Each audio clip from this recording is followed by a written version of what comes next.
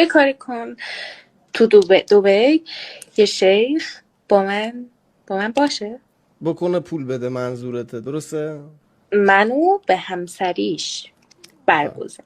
چرا کلمه کلمه میگی؟ پدرم ایرانیه، مادرم دبی. یعنی اماراتی هستش مادرتون در اصل. اسم شما چی هستش؟ صحرا. اسم مادرتون چی هستش؟ زینال.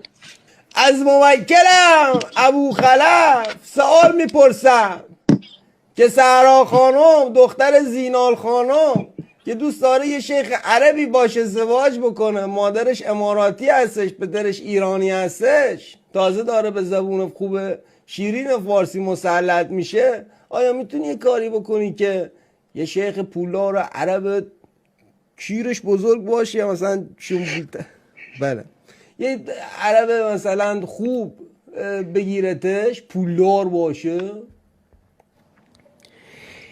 کی تو کسی زینال،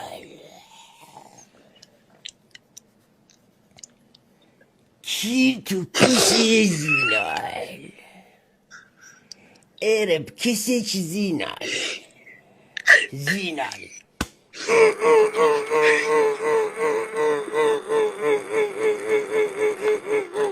زینال